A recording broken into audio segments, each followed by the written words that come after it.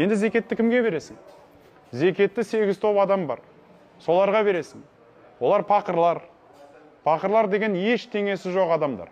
Үйі де жоқ, күйі де жоқ, бір күндік тамағы да жоқ, бір күндік киімі де жоқ. Сондай бір аш жалаңаш дейді ғой, сондай адамдар. Ал міскіндер деген бар.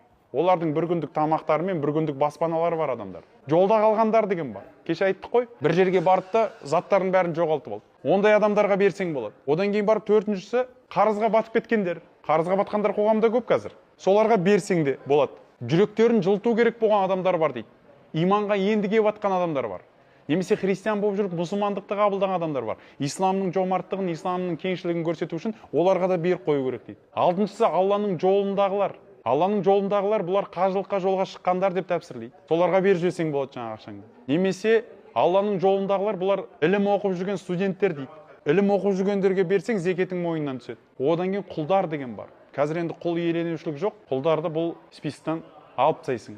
Осыларға беру керек. Зекетте тамлик деген бар. Қолма-қол ұстатуың керек. Сенің мүлкіңнен шығып ақша ана адамның мүлкіне бару керек. Ол өзінің қалауынша сол ақшаны қолдан алу керек. Зекетті ең беруге лайықты адамдар бұлар ең бірінші сенің туысқандарының арасындағы осы топтағы біреу.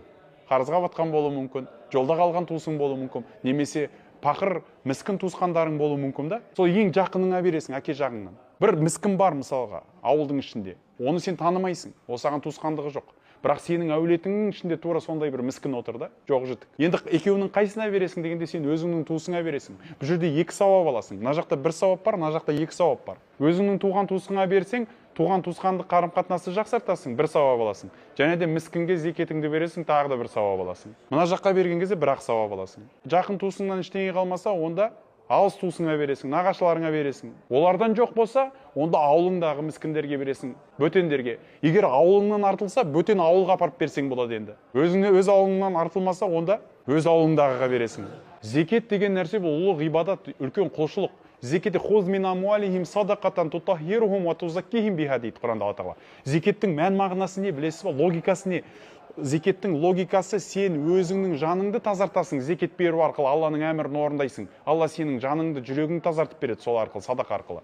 Екіншісі, сен өзіңнің малыңды бәле жаладан, жамандықтан тазалап қоясың. 40 қойдан бірін беру арқылы 39-ыңды тазалап бересің. Бұл зекеттің мән мағынасы осында жатыр. Одан кейін зекет деген нәрсе бұл экономикалық тұрақтылықты қалыптастыратын бір үлкен тетік исламда. Иқтисаду фил ислам деген бар. Исламдағы экономика деген тақырып бар.